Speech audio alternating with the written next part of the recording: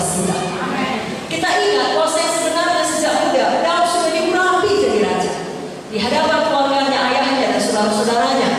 Saya bacakan dari 1 Samuel 16 ayat 7 sampai 13. Berfirmanlah Tuhan pada Samuel, jangan pandang parasnya atau perawakan yang tinggi, sebab aku telah menolaknya. Bukan melihat manusia, dia Allah. Manusia melihat apa di depan mata, tapi Tuhan melihat hati.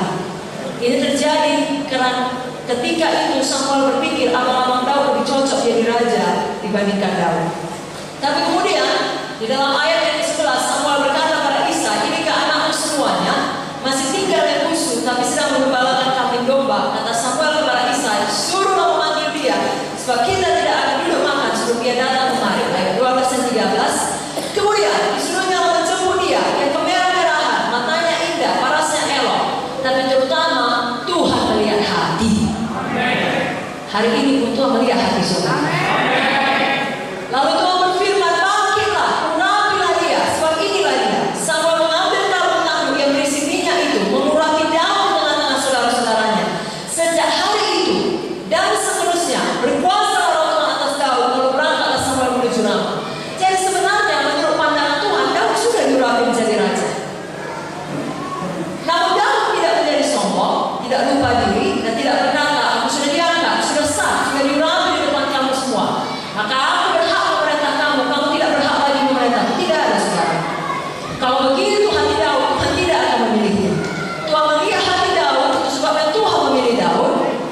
Saudara tahu setelah dia diurapi, Daud masih menjadi pesuruh oleh bapaknya, pesuruh bagi saudara-saudaranya. Dalam 1 Samuel 17 ayat 17 sampai 18, Isai berkata kepada Daud anaknya, ambillah untuk kakak-kakakmu bertiga untuk ini seefah dan roti yang 10 ini, bawalah cepat-cepat ke perkemahan kepada kakak-kakakmu, dan baiklah sampaikan keju yang 10 ini kepada kepala pasukan 1000. Tengoklah apakah kakak-kakakmu selamat dan bawalah pulang suatu tanda dari mereka. Apa respon Daud? Daud patuh. Daud tidak menjadi sombong dan berkata, Bapak sudah lupa ya, Bapak sudah tua, saya sudah diurapi jadi raja, pekerjaan seperti ini tidak layak lagi bagi saya. Tidak ada hal atau ucapan seperti itu keluar dari mulut Daud. Saudara, kalau kita mau menang menghadapi musuh yang kelihatan jauh lebih besar daripada kesanggupan kita, kita harus belajar prinsip Tuhan. Kita harus patuh kepada otoritas Tuhan. Amin saudara. Dan kepada semua otoritas rohani yang ditaruh Tuhan dalam hidup kita. Dalam buku Efesus 6 ayat 1 sampai 3 dikatakan, hai anak-anak, taatilah orang tuamu di dalam Tuhan, karena haruslah demikian. Tuhan sudah menetapkannya. Orang tua dibuat Tuhan ada lebih dahulu di dunia ini, dan kita ditetapkan Tuhan menjadi anaknya, menjadi keturunannya, menjadi generasinya. Tuhan berkata, hormati, taati. Ayat 2, hormatilah ayahmu dan ibumu. Ini adalah suatu perintah yang penting, seperti yang nyata dari janji ini. Untuk apa? Untuk kebaikan kita, untuk berkat kita, supaya kamu berbahagia dan panjang umurmu di bumi.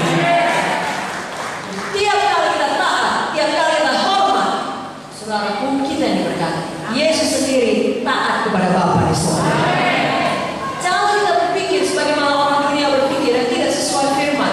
Oh, kalau seseorang sudah bertambah tua, tubuhnya pun ya bertambah lebah, maka tentu otoritasnya pun makin berkurang. Justru yang terjadi selalu sebaliknya menurut firman.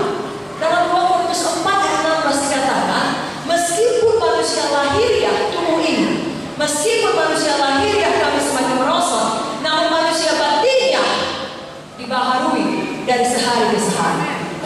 Kalau saudara ingat kisah mengenai Nabi Elisa menjelang kematiannya, Elisa tidak pernah kehilangan otoritas rohaninya. Dalam 2 Raja-Raja 13 ayat 14 sampai 19 dituliskan, Elisa menderita sakit yang menyebabkan kematiannya. Lalu Joas raja Israel datang menangis kepadanya dan berkata, Bapakku, raja Israel dan orang-orang yang berkuda, karena harus menghadapi musuh yang besar. Lalu Elisa berkata, ambil busur anak-anak panah, dan berkata, buka jendela, panahlah. Lalu ambil anak-anak panah itu. Lalu dikatakan, pukul kalah. Raja hanya memukul 3 kali. Lalu api Allah itu besar dan berkata, seharusnya kau memukul 5 atau 6 kali. Tapi dengan berbuat demikian, kau hanya memukul arang hanya sampai 3 kali. Kalau tadi kau pukul dengan semangat 5-6 kali, kau pukul arang musuhmu sampai habis lenyap. Dan perkataannya jadi hamba